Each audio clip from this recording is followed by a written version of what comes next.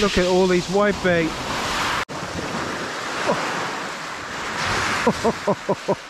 Monday the 19th of August. These are the first casts out. It's 1 o'clock in the morning. Low water was at 12:30, so we've just started the flow. Fishing 3 rods, 2 beach rods and a carp rod. So I've got an up and over rig baited with squid and black lug. I'm hoping for a cod there. On the other beach rod, I've got quite a large pouting bait. There's the head end of a half of a pouting, and the other half, the tail half, along with the whole squid, is on the carp rod, literally just 10 yards out down there. So we're fishing short, middle and long range.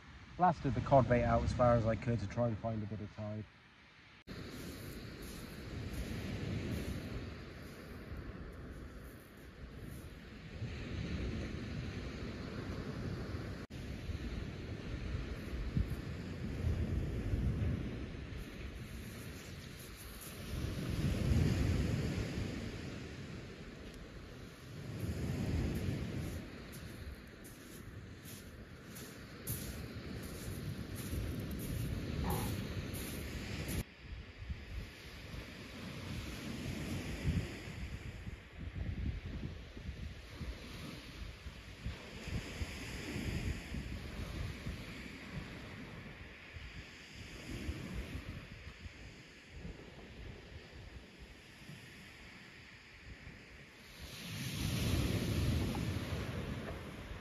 Took that bass bait on the carp rod, which is literally 10 yards out. Incredible. Let's get him unhooked. So carp rod's going back out. I'm just going to put whole squid on this time. Looks a bit eely.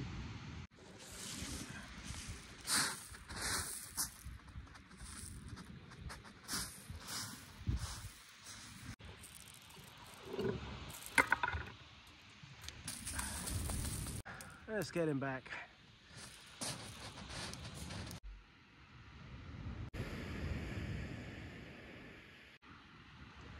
So if you like your bass fishing and you don't like shining your light on the water when you're fishing, checking your rod tips, etc., the red light on the Army Tech head torch is absolutely fantastic. It's a lot dimmer. For the same setting level, it's a lot dimmer than the white light and a lot more subdued. You don't get any glare on the water or anything, and it gives you a really nice light. Pop it on and it's enough to check your rod tips, but you don't get any of the white light on the water. So it's a lot more stealthy than the white light. Brilliant for bass fishermen. Just had a slack liner and I got a double shot of eels on my loop rig. What was a loop rig. Made a right mess of it. Okay, a bit more heavy duty again. Whole mackerel, head and guts. See if we can find a better eel or a bass. I'm not going to lob it out flour, maybe like 30 yards, something like that. So I've been a long time fan of the channel Frugal Outdoors. Dylan, based on the Isle of Wight, got an excellent channel. But lately he's been talking a lot about his own bream rigs that he makes, keeping it completely simple, and just tying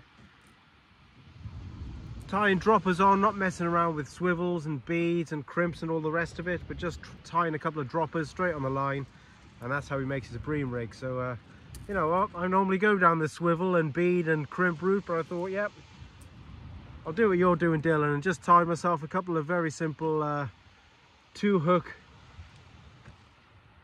rigs.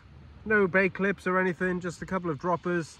I've used a 2-turn surgeon knot to make my droppers, down to a couple of size 2 hooks there, maybe 10 inches long, something like that. The top one's a bit shorter. So I'm going to bait those up with a bit of squid.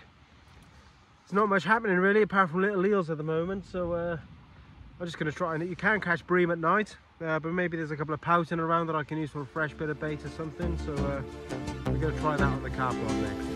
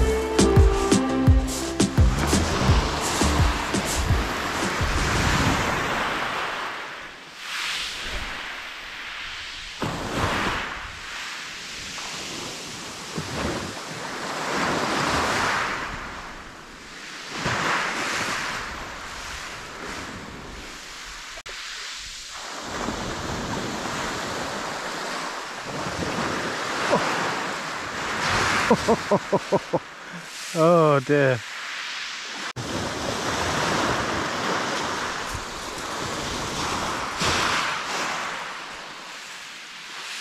Oh, little bass. Look at that. Perfect.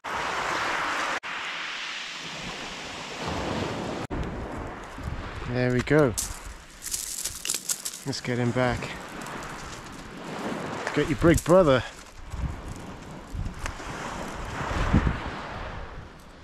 There we go.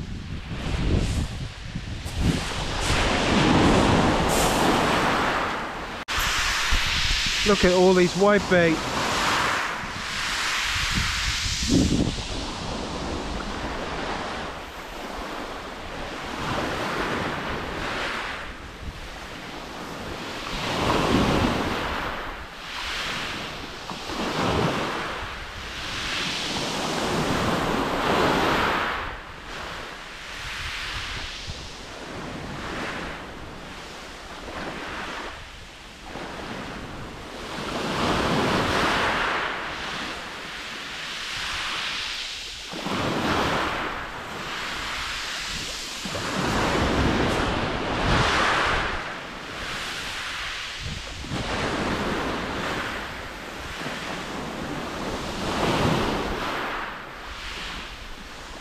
Sea is just black with whitebait there. It's unbelievable.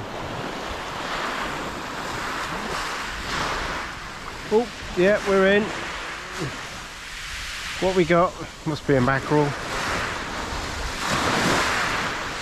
Or a little joey. Could be good for bait.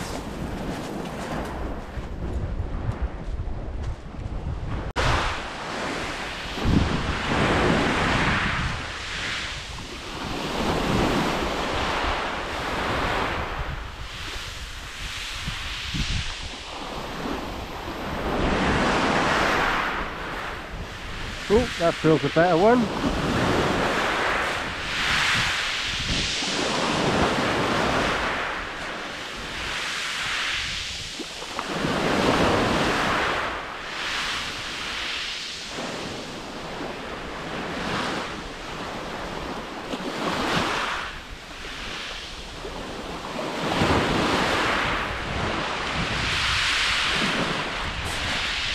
There we are, that's our breakfast.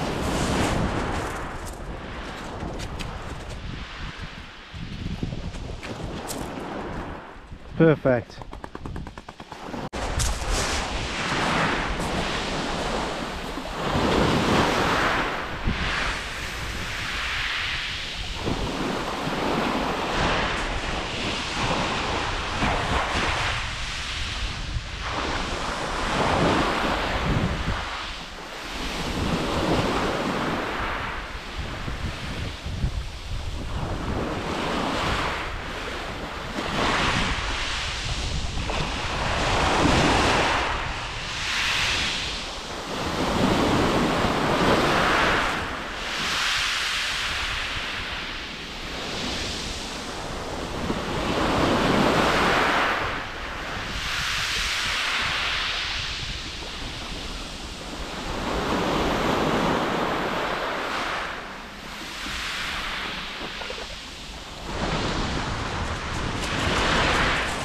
Wow, that's a better one.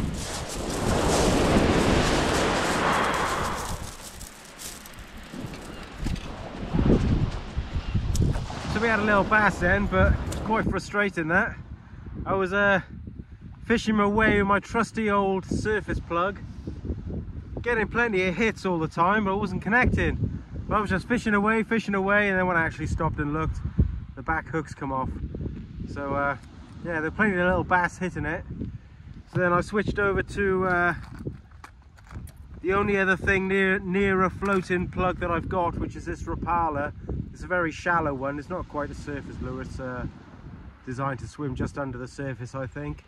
But there's no weight to this at all, so I couldn't really get this out very far. But yeah, that's what that bass was on, this little Rapala. That's what he hit. Nice to see a little bass always, even if it's only small. Yeah, the beach rods have been pretty damn quiet. Nothing happening at all. So well, we'll see. It's coming up to high tide now. We'll give it an hour or so down. If nothing happens, we'll call it a day, but nothing's going on. Tell you what is going on. Breakfast is going on. Right, so this is polenta, ground cornmeal. This is what we have for breakfast today. I don't think it's traditionally a breakfast dish, but what the hell not? We've got ourselves a nice fresh mackerel filleted up, a couple of fresh tomatoes from the garden. If you haven't used polenta before, it's a great, versatile commodity. We use it quite a bit. It's a bit like couscous in as much as on its own it tastes pretty rank if you just boil it up in water. There's not much to it, but it sort of takes on all the flavours that you give it, and I think it's a lovely thing. So what we're going to do, we're going to chuck some water on to boil. Just going to flavour that water with a little bit of chicken stock and some garlic. There's lots of different ways you can do it. This is my simple little beach version. So chicken stock and garlic, pop our polenta in, cook it through, and then at the end we're going to add a load of olive oil and some cheese into it, melt that in to make our polenta mash. Let's get on with it. Our chicken stock in, and then our garlic. Okay, once your little broth is boiling away nicely, you can add your polenta.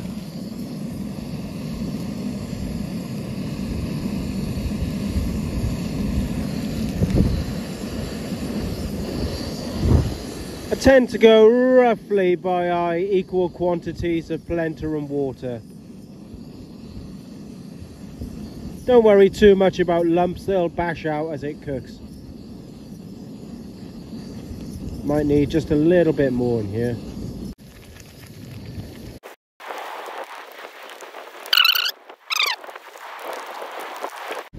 And we're going to add a really good amount of olive oil. You can use butter if you like. A really good handful of Parmesan cheese.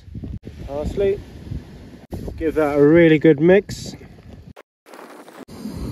Okay, olive oil. Beautifully seasoned mackerel fillets.